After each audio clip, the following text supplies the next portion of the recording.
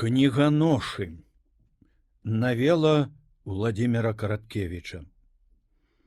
У сосновым лесе молиться, у березовым любиться, у дубовым волю ковать, у яловым душу д'яблу продавать. Гэты лес быў яловы. Ён цягнуўся амаль на 40 вёрст, і ўсе гэтыя вёрсты шумелі верхавінамі і маўчалі ўнізе, дзе былі сухія замшэлыя галіны, сівы лапнік, рэдкія галявіны з імшарамі ды куп'ём і чорныя ручаіны. Всё тут расло цяжка, змагаючыся за кожны глыток паветра, за кожны прамень, і таму мухаморы былі крывавыя, а з абсыпаных ігліцай рыжыкаў, калі збіць іх нагою, таксама тачылася рудая кроў.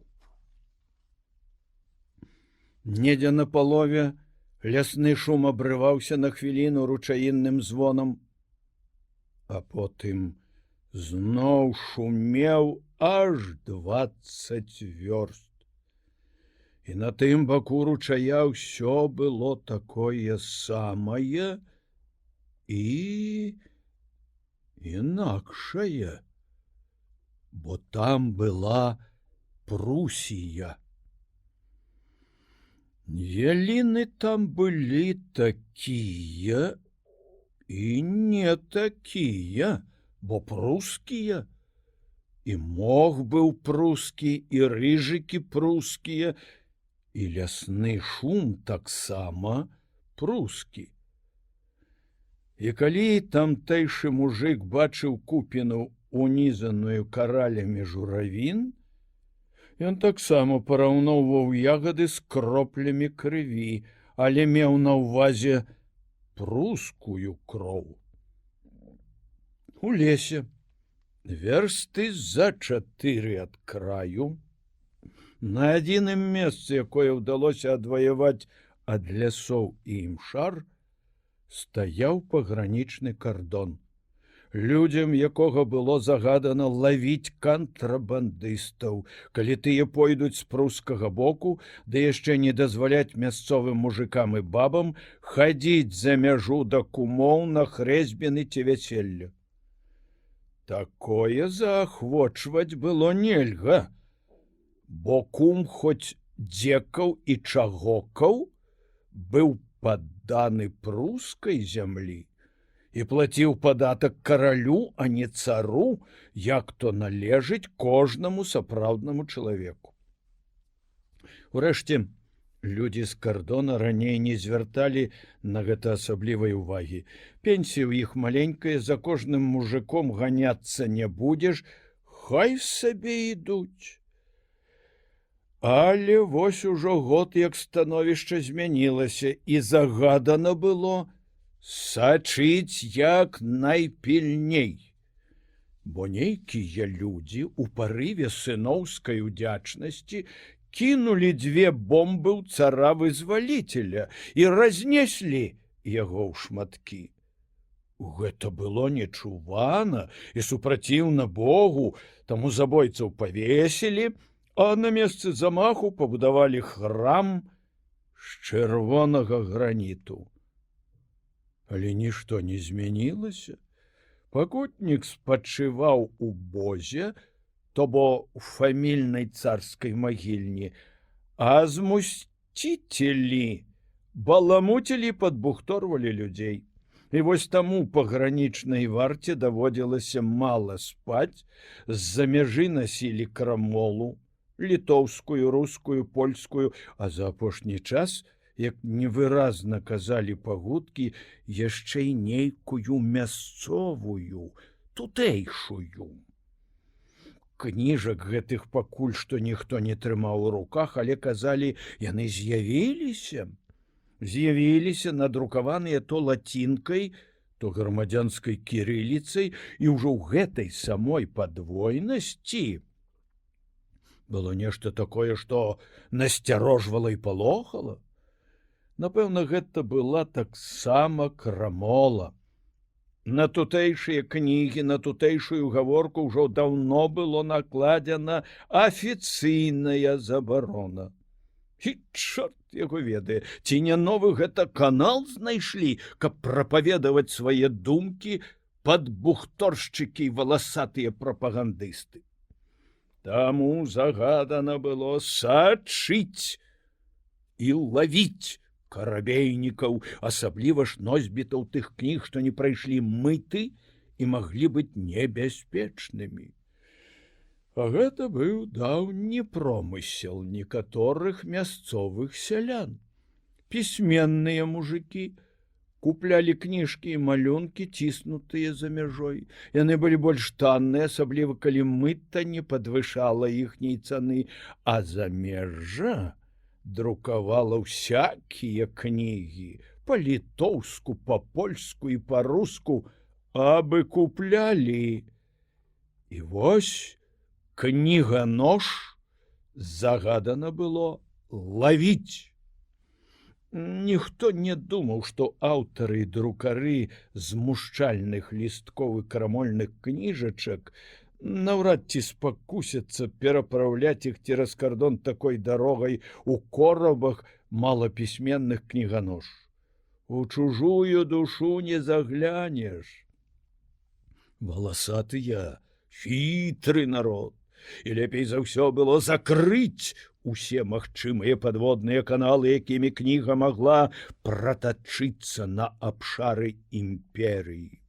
Тым больш, што у самім выглядзе гэтых танюткіх кніжачак, у іхняй паперы, у самім гучанні іхніх слоў было адценне крамолы, небяспечнай, зацятай.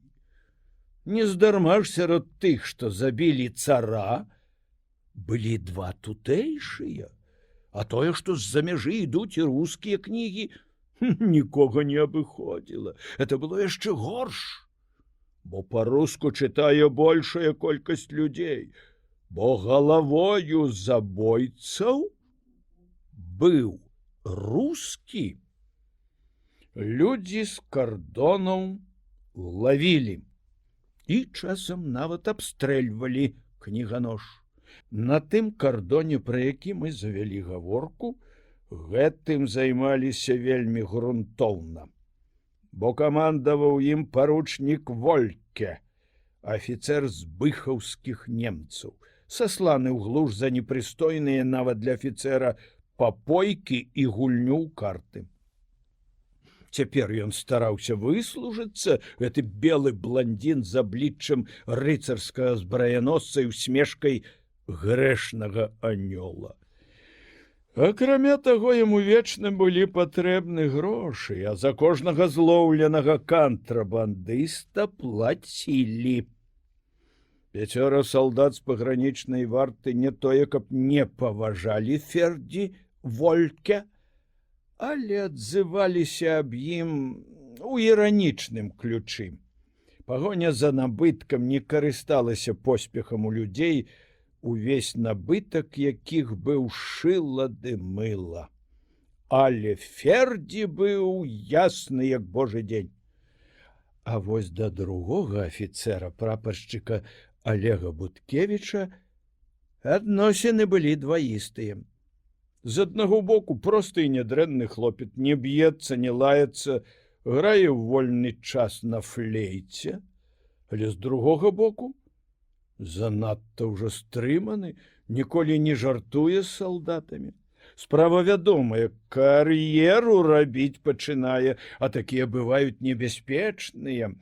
Там, дзе другі проста морду набіў бы салдату, ды справе канец. Гэты можа аддаць пад суд. Салдаты бадай што і не памыляліся. Буткевічаў бацька быў аканомам у невялікім маёнтку, не мог памагаць сыну, і таму Олегу сапраўды даводзілася рабіць кар'еру і дакладна выконваць загады, не дазваляючы сабе разважанняў нават над самымі бязглуздымі. Але салдаты не ведалі, як гэта было яму цяжка. Заўтрашні генерал-палкоўнік, на меншае ён не згадзіўся б, быў выхаваны на раманах аб вайне і каханні, якіх у дастатку было ў панскай бібліятэцы, дзе ён калісь прападаў. І цяпер ён, пагарджаючы фрунтам і шэрымі, як салдацкі шынель, днямі, старанна выконваў усё, чаму належала быць у гэтых днях, а сам марыў аб вайне, ці нават проста подзвігу, які прымусіць усіх гаварыць пра яго, зробіць яго спачатку паручнікам, потым капітанам, а там і дасць яму арміі. Вы, Олег, зусім як цыган, жартаваў Вольке.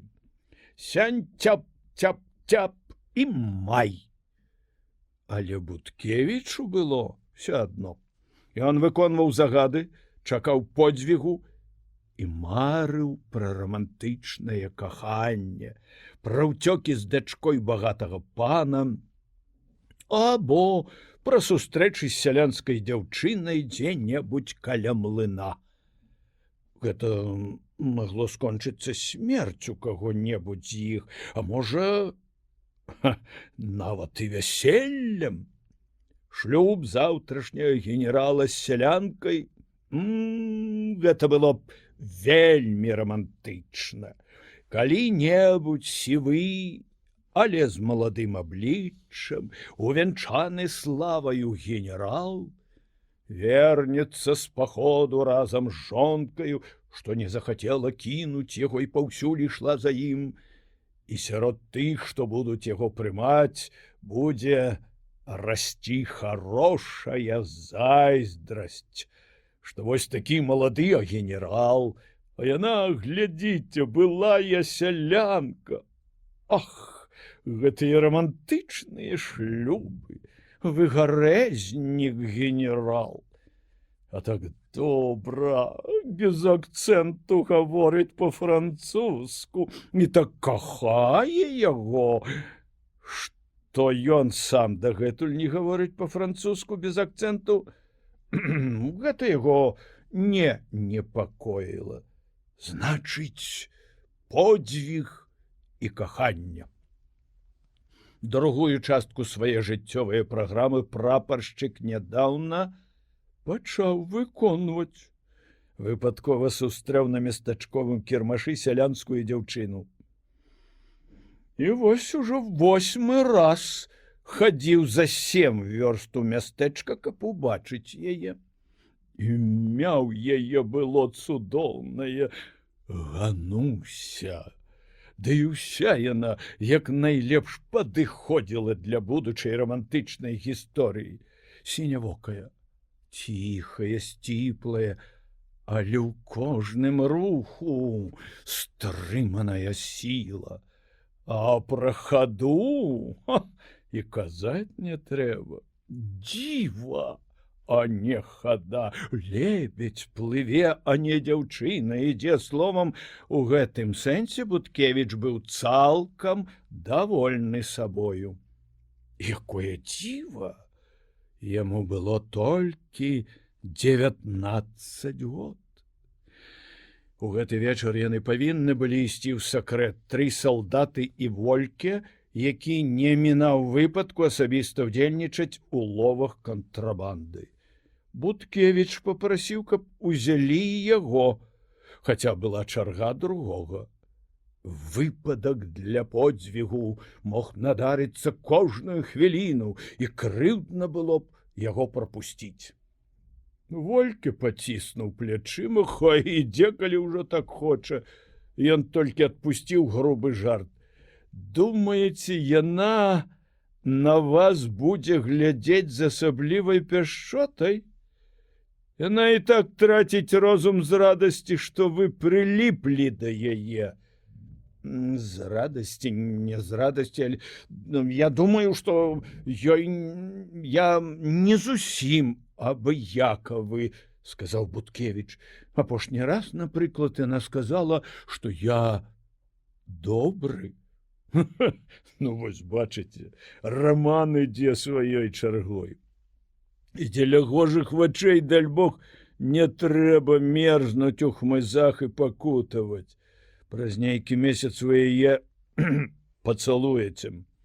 Месяцы праз 3-4 даможацеся свайго, а можа і раней, гэта ўжо залежыць ад спрыту, але не пазней, як праз 4. Магчыма, сказаў Буткевіч, калі ажанюся да таго часу. Усмешка грэшнага анёла знікла з вуснаў Фердзі. Кіньце, прапаршчык, сказаў ён. Вы што, не ведаеце вясковых дзяўчат?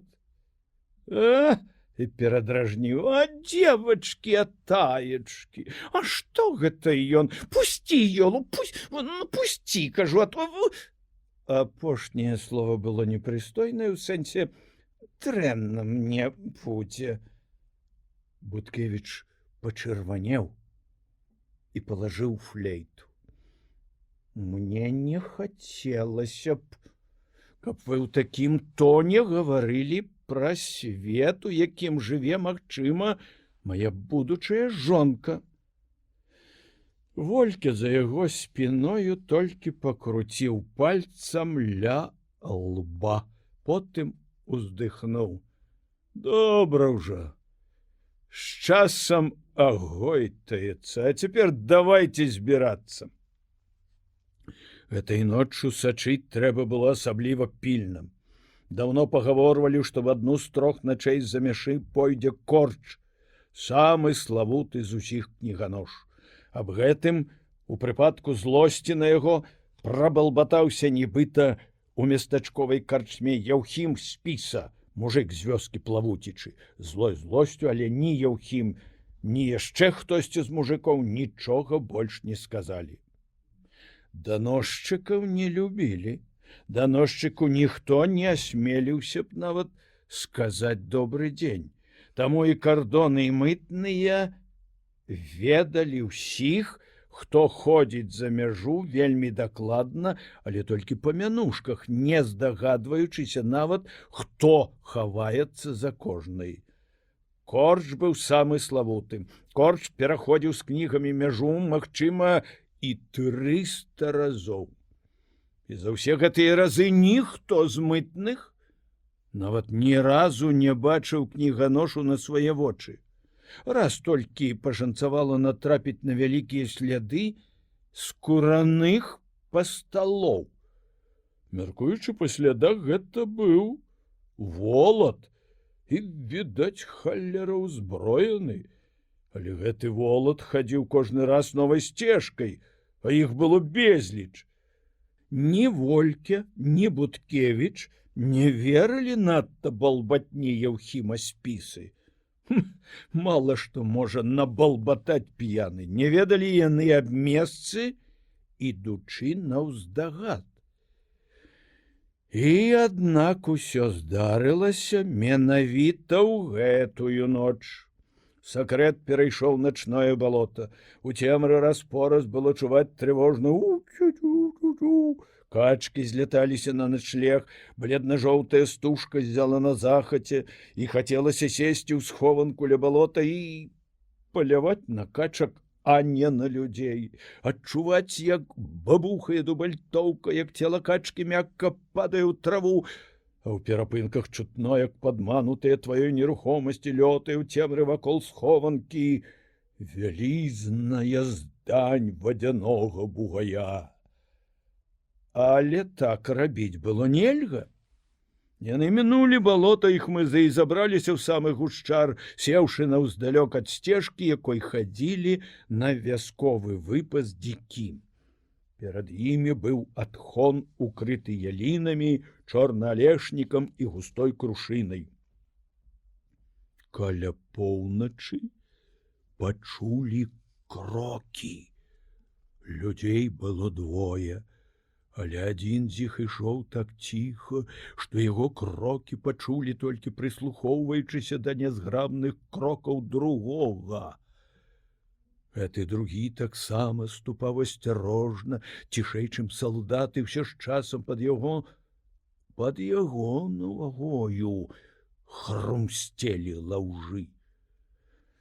Ніхто так не шуміць у лесе, як чалавек. «Не з месца!» — крыкнуў Вольке, калі крокі наблізіліся. «Страляю!» Тыя замерлі, і ўсе ж па кроках аднаго з двух праз хвіліну стала зразумела, што яны ўцякаюць.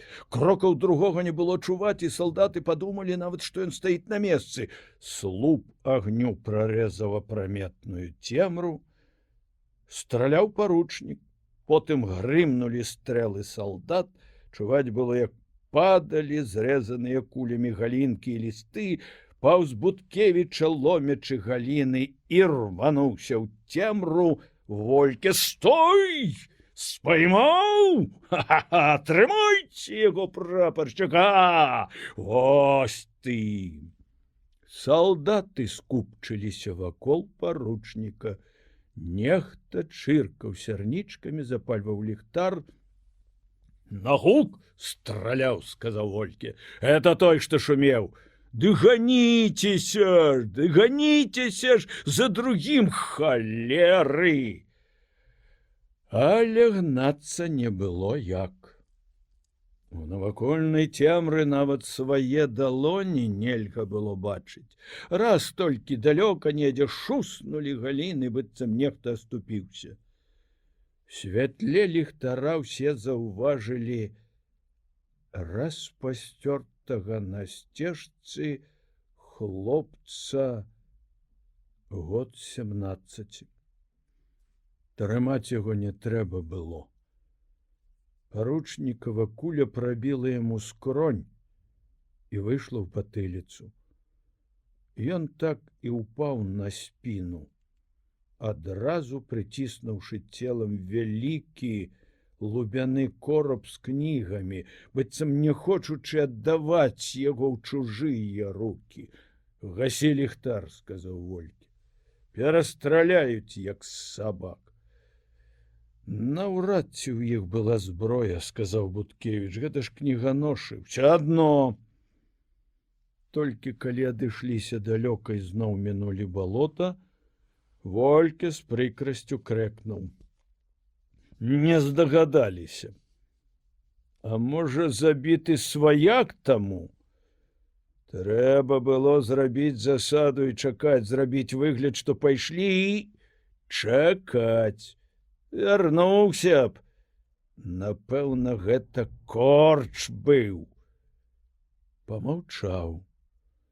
Ён і ўцякаў, бо думаў, другі ўцякае таксама. «Кіньце», — сказаў Буткевіч, — «то вы крумкач. А што ж? Это пацэліць у цемру. Ого, а вы што, шкадуеце?» «Малады», — сказаў Буткевіч. «Та-та-та-та-та-та, кіньце! Все адно прыйдуць па труп. Не пакінуць жа, трэба думаць, непахаванага. Словам, лухта». Забітага завезлі ў мястэчка і палажылі там на радно, у густую траву ля плота валаснога праўлення. Это было зроблена знарок, каб хлопца пазналі. Вольке пакінуў прапаршчыка ў мястэчку, а сам накіраваўся ў павет далажыць. Буткевіч быў вельмі разлаваны. Паручнік зноў спіхнуў на яго самае непрыемнае. А глядзець на забітага было непрыемна. Малады, бялявы, валасы хвалістыя, на мёртвым твары выраз здзіўлення. Вельмі было шкада хлопца. І потым няхай нават крамола. Але нашто было адразу страляць? Трэба было паспрабаваць злавіць яго жывога.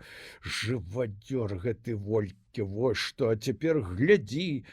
Вартуе, праўда, салдат, але гэта ўсё адно. Малады бялявы хлопец ляжыць на радне ў густой траве. Да вечара траву моцна вытапталі. Чутка аб тым, што забілі нейкага кніганошу, хутка разляцелася па навакольных вёсках. Людзі ішлі і ішлі, некаторыя спыняліся ля мёртвага і доўга разглядалі твар, над якім пачыналі ўжо віцца мухі. Але варта было спытаць старшыню каго. Што ведаеш? І чалавек, апускаючы павекі або проста гледзячы ў вочы валаснога, абыякава паціскаў плячыма. Адкуль я ведаю? Не ведаю. Гэта была сапраўдная змова маўчання. Злуючы на ўсё гэта і на тое, што даводзіцца сядзець над забітым, як вароне, Буткевіч нервова спытаў у валаснога: «Няўжо і вы не ведаеце? Это ж ваша воласць!» «Адкуль я ведаю?» Зусім як сяляне сказаў валасны. Ніхто не выдаў, што ведае забітага. Не выдаў нават рухам, нават незнарок. Сярод тых, хто прыходзіў, Буткевіч заўважыў Ганусю. Падышла, зграбненькая, сінявокая, у сіняй з жоўтымі кветкамі хустцы, моўчкі пастаяла над забітым і пайшла прэч. Ён нагнаў яе, паспрабаваў спыніць і ўбачыў, што вочы ў яе халодныя і чужыя. «Страляеце!» — сказала яна. Прапаршчык маўчаў. «Сорамна, пане Алежа!» «Гэта не я, это Вольке!» Як хлапчук паспрабаваў апраўдацца Буткевіча, пачырванеў. «Я ведаю, пане!» — сказала яна. «Але як вы маглі?» Яна агледзела яго тым самым чужым і дзіўным позіркам. Ён стаяў такі засаромлены, зграбны, у вачах ягоных былі такая горыч і такая крыўда, што яна апусціла вейкі. «Што ж гэта вы?» — сказала яна ўжо трохі іншым тонам. «Як жа гэта вы?» І ён убачыў у яе вачах водсвет таго захаплення, з якім яна заўсёды глядзела на яго. Але акрамя водсвету ў вачах цяпер былі слёзы, не слёзы, а так нешта накшталт безнадзейнага развітання з нечым дарагім. «Не трэба так, Гануся!» Всё яшчэ з некаторай ненатуральнасцю сказаў ён. «Я ж пакахаў вас!» Яна моўчкі пахітала галавою, адмаўляючы яму ў літасць. Не, і пайшла на яго, як на пустое месца. Уражаны ён адступіў, разгублена глядзеў, як яна ішла затравелай вуліцай, як завярнула за рог драўлянага касцёла, як знікла. І тады ён застагнаў ад сораму і ганьбы. А хлопец усё ляжаў у вытаптанай траве, і людзі падыходзілі, глядзелі і праходзілі так цэлы дзень. Надвячоркам прыехаў з павета злосны Вольке. Куды знікла яго усмешка анёла? Твар быў як узбраяносца, які падае рыцару кінжал, каб той дабіў параненага ворага. Распранаючыся, змываючы ў двары праўлення пыл з цела, вада тройчы ставала чорная, выціраючыся суровым ручніком, кідаў: «Зараз поедем на кордон. Ніхто не пазнаў? Дзіва, што дзікуны, вандалы, індзейцы! Знішчаць іх, як сабак! Маўчаць або лаюцца, я ведаю, хаця б хто слязіну выраніў!» Крычалі ў павеце на мяне: «Маёр! Нічога, цяпер вось толькі горла прамачу і на кордон я ім пакажу, крывёю рыгаць будуць!» Толькі за чаем ён трошки супакоіўся. Высыпаў перад сабою на стол кніжкі з лубянога кораба, піў чай і глядзеў на іх злоснымі, як у луня, вачыма. Тутэйшых ім, бачыце, захацелася. Шайзе! А жывуць з цялятамі. Вынішчаць іх. Што ж, і мяне вынішчаць? З усмешкай спытаў Буткевіч. Вы другое. Вы цывілізаваны чалавек, а гэта гной! Пакруціў галавою. Ушы крычалі. Кажуць, у губерні зноў з'явіліся падкінутыя лісты, а ў іх словы, што міністраў трэба задушыць. Так ужо і напісана? Ну, не зусім так, але сэнс. Прыехаў з губерні жандарскі маёр. Пасля размовы з нашым трухлявым варацідлам адазваў мяне і сказаў, што калі кантрабанда будзе і далей, асабліва заядлага кантрабандыста прыкончыць без суда і следства. Край, маўляў, глухі, лясны, хто разбярэцца, можа, перастрэлцы загінуў. Кантрабандысты ж яны узброеныя. Гэта ж разбой, гэта не разбой. Это барацьба з кантрабандай, а кантрабанда ўсё адно кантрабанда. Кнігі гэта англійскія тканіны або тытунь. Салдат, што вартаваў забітага, асцярожна прачыніў дзверы і бокам праціснуўся ў пакой. Табе чаго, Андрыян? Спытаў Вольке. Пахаваць трэба было б цэлы дзень на сонцы. Тьфу ты! Ты б яшчэ смачнейшае, што за чаем распавёў. Дык як загадаеце? Бадай што можна будзе і аддаць хлопца. Папуці ксяндзу, хто там ёсць. Все адно нічога не скажуць. І потым там яшчэ чалавек стаіць, сказаў салдат. Просіць вас. Хай пачакае, сказаў паручнік. Бачыш, чай п'ю.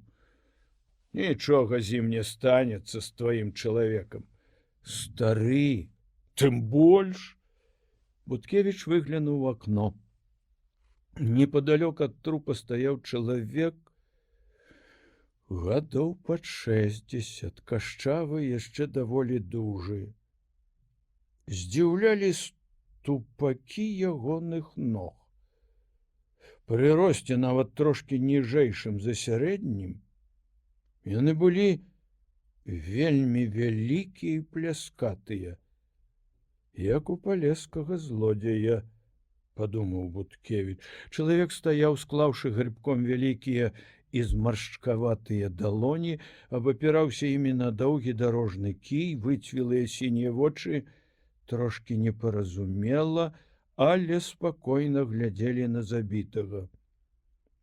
І толькі ці не занадта нізка была апушчана сівая, як дзьмухаўка, галава. Голас Вольке адарваў Буткевіча ад назіранняў. Паручнік перабіраў кніжкі, высыпаныя на стол. «Календар», — сказаў Вольке. «Заметка, як трэба яшчэ з зімы рабіць ляднік, запасячы на лета лёд, па-польску». Нашто гэтым дзікунам ляднік? Хіба што п'яным адсыпацца. Казачка пра 3 братоў, нявесту і яблычка. Культурнае чціва.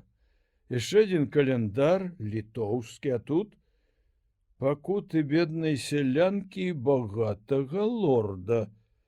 Это по вашай часці.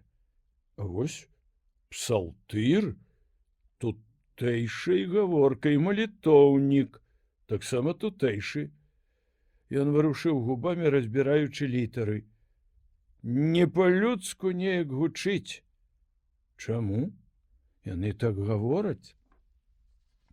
У гэтым і небяспека, сказаў Волькі. Што ж сёння ім, потым хахлам, а потым яшчэ, крый Божа, палякам? Рукі ягоныя раптам здрыгануліся, над танюткай кніжкаю цёмнай з разводамі вокладцу. Ого! Апавяданне на беларускай гаворцы. І адразу ж крамолай засмярдзела. Вось вам і малітоўнічкі. Спачатку яны, а потым наконт царскага сямейства. Ды ў чым там справа? А вось апавяданнем. Чы добра мы зрабілі, пакінуўшы вунію? Бачыце?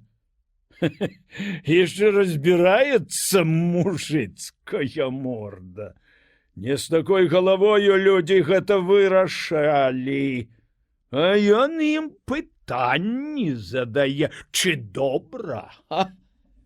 Ён глядзеў на кніжку і цмокаў языком, а за акенцам все яшчэ стаяў над трупам стары чалавек, стаяў, схіліўшы сівую, як дзьмухаўка, галаву.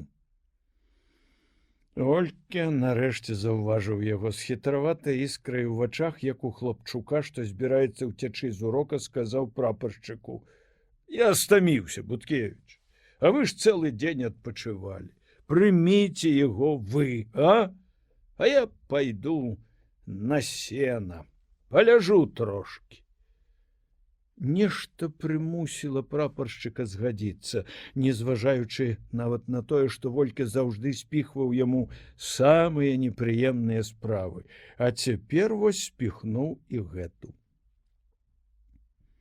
Чалавек сядзеў перад Буткевічам і глядзеў яму проста ў вочы. Што вам? Аддайце мне забітага. Чаму? Чалавеку нельга без зямлі. Душа пакутуе. Хто вы яму? Стары паглядзеў проста ў вочы афіцэру. Мой сын, сказаў ён. А вы хто? Моя мянушка Корч. Буткевічава галава адкінулася. Чаго здзіўляцца, пані, я Корч, стары Корч.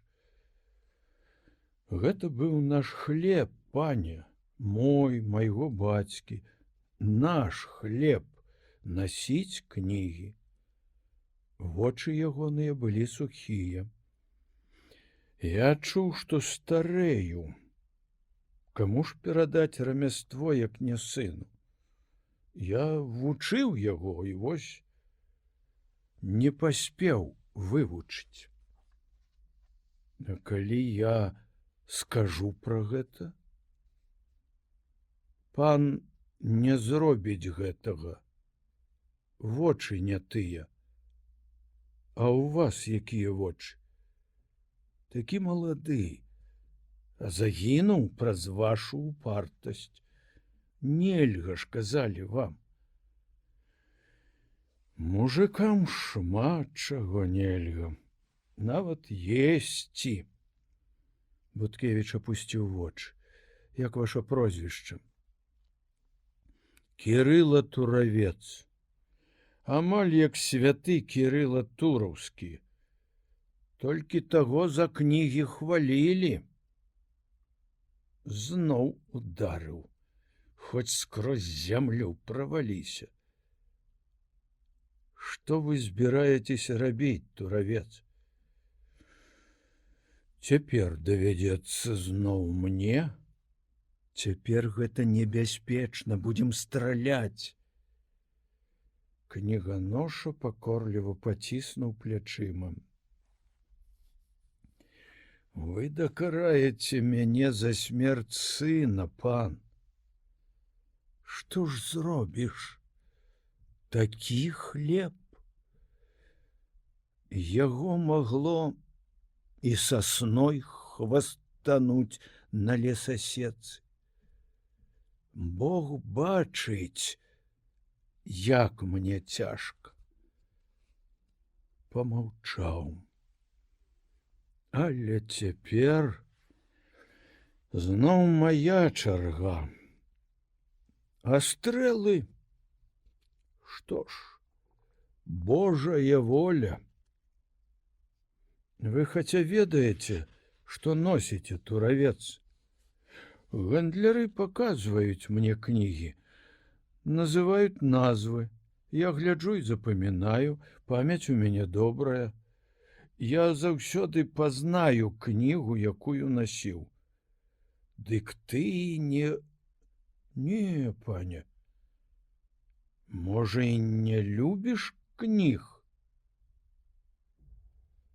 І тут Буткевіч заўважыў, як непазнавальна змяніўся, стаў амаль пяшчотны твар у кніганошы. Сын мог чытаць.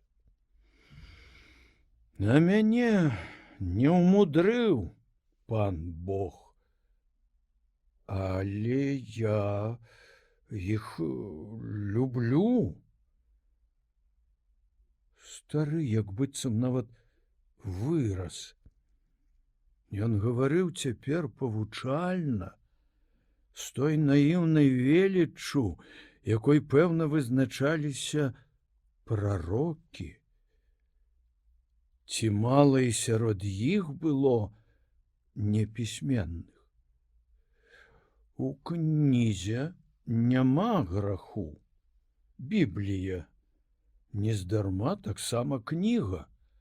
Думаеш, пра што гэта? Без языка, а гаворыць пра кнігу?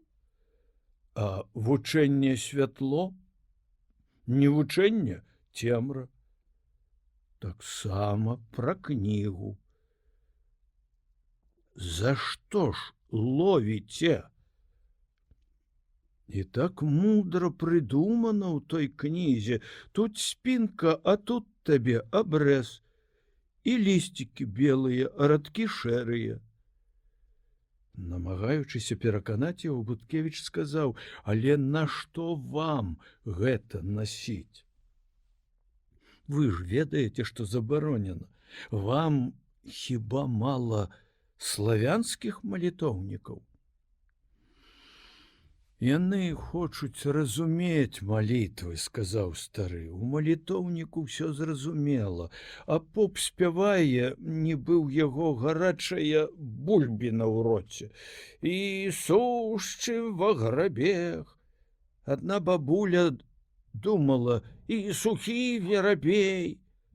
А каб яна глянула ў малітоўнік, яна прачытала, што гэта не сухі верабей, а і тым, хто цяпер у труне. У труне.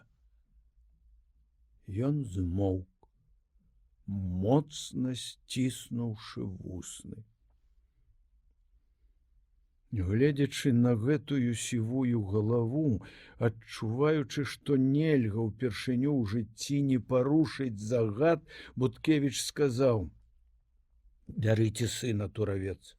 Толькі я вас асабіста, разумееце, асабіста прашу.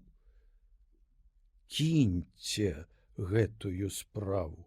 Я нікому не скажу, але вы кіньце. Бо другі раз так проста не абыдзецца. Другі раз вас могуць забіць у сутыцы або нават проста расстраляць. Начальство ў гневе. Ну, абяцаеце? Стары маўчаў. «Ідзіце», — сказаў Буткевіч, — «ідзіце, Бог з вамі». Тураўца сустрэлі ўсяго праз 3 тыдні пасля гэтых падзей. Стары схібіў, можа, упершыню ў жыцці, а можа, гэта і не было хібаю.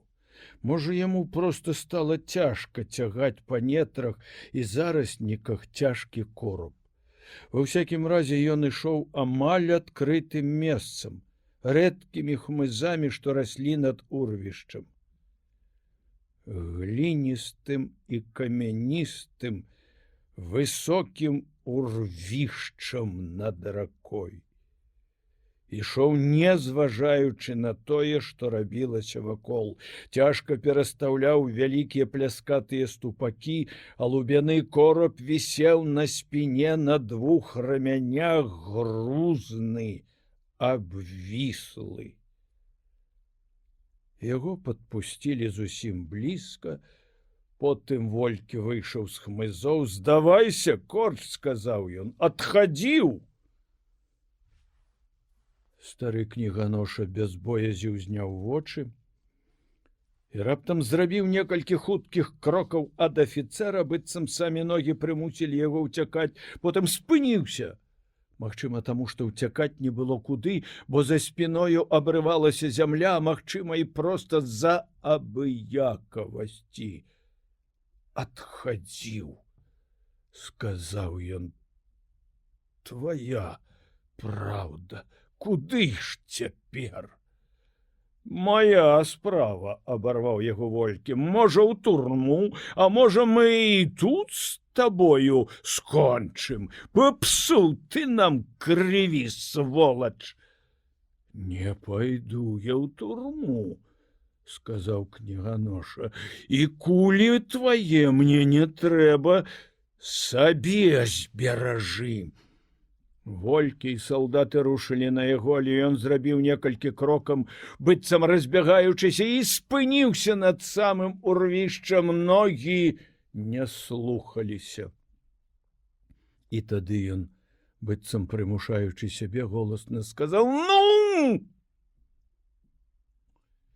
Вялікія расплясканыя ступакі яго яшчэ стаялі на зямлі, а цела ўжо хілілася і хілілася, а потым сарвалася ўніз. Ён ударыўся аб валун, што выступаў са стромы, і рамяні, відаць, парваліся, бо далей цела і кораб падалі па сабе. Кораб разваліўся. Чалавек ужо нерухома ляжаў на прыбярэжным жвіры, а кнігі ўсё яшчэ падалі. Цяжкія, турманамі куляліся па камянях адходу, па камянях адхону, лёгкія галубамі ляцелі ў паветры, і многія лебедзямі плылі па вадзе.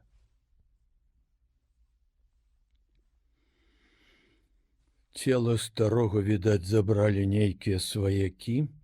Ва ўсякім разе, калі малодшы афіцэр, дачуўшыся, прыбег на месца здарэння, трупа там ужо не было.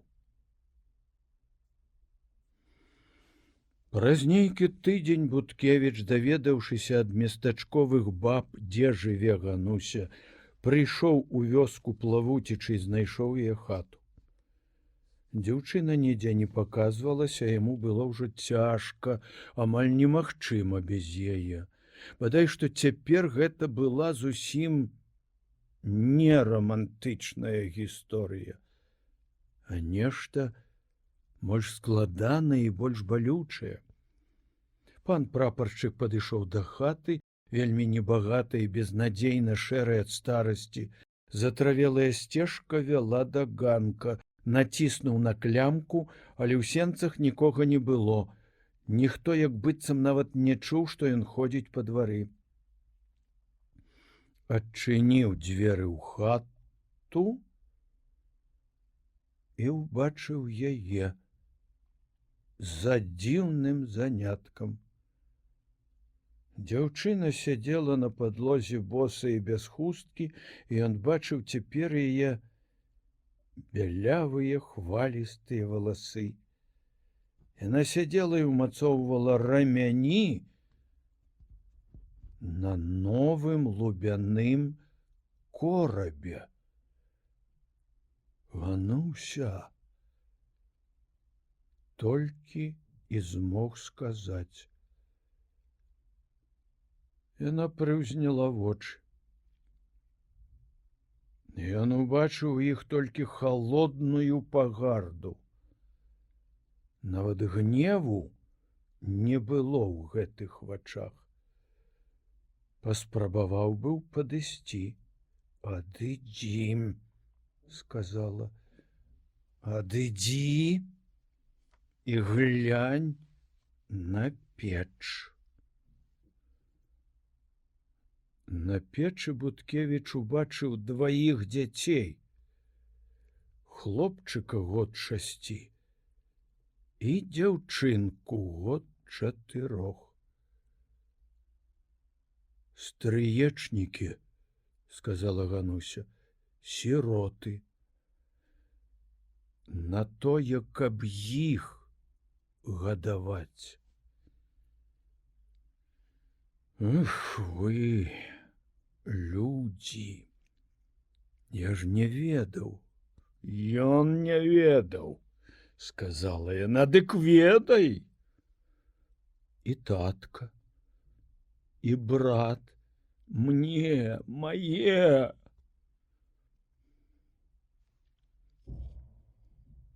«Думаеш, не плакала? Дык і не мае? Гонару многа яшчэ перад вамі плакаць. Нашы гэта ведаюць». І жэстам поўным прыроднага спрыту закінула лёгкі кораб за плячо. «Сіротамі не астануцца».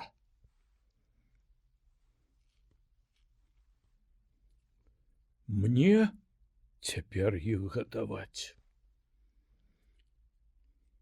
Вусны яе задрыжалі. «Ідзі адсюль, духу, каб твайго не было». Падумала была я, ды хутка раздумала, і дзякуй Богу. Ідзі, рабі сваю справу. Вечар быў страшны для Буткевіча. Не ведаючы, што рабіць, як пазбыцца неадчэпных думак, ён узяў кнігу апавяданняў на беларускай гаворцы і пачаў гартаць. І тут яго чакаў яшчэ адзін удар. Пачытаўшы з гадзіну, ён моўчкі пайшоў у пакой паручніка, які якраз сядзеў у крэсле і, пакурваючы, пакутаваў ад суму. Працягнуўшы яму кнігу, Буткевіч спытаў: «Ну, дык чы добра мы зрабілі, пакінуўшы вунію?» «Вы што?» — спытаў Волькі. «Блёкату наеліся?» Ён даводзіць, што добра. І вось у канцы, мы не паглядзелі ў канцы, тут надпіс «Дазволена цэнзураю». Ну і што? спытаў Вольке. А тое, што гэта наша. Прабачце, ваша кніга, якая выпадкова трапіла за мяжу і прыйшла ў гэтым корабе назад. Не можа быць, сказаў Вольке, іх забараняюць. Адну, відаць, дазволілі. Даўно, за подласць. За абарону вашага, забітага добрымі людзьмі вырадка. Ён рашуча дадаў: заўтра я падам у адстаўку, Вольке. І вы падтрымаеце мяне, і няхай суд. А я з'еду з кардона зараз. Цяпер. Калі армія займаецца тым, што ловіць людзей і забівае іх за малітоўнікі, дык я хацеў на такую армію. Вы звар'яцелі, Буткевіч, сказаў Вольке.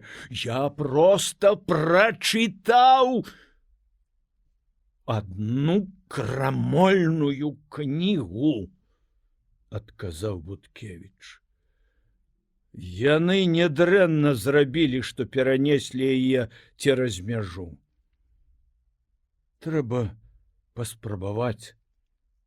Трэба вярнуць адну тут жанчыну. Я мяркую, што яшчэ не позна.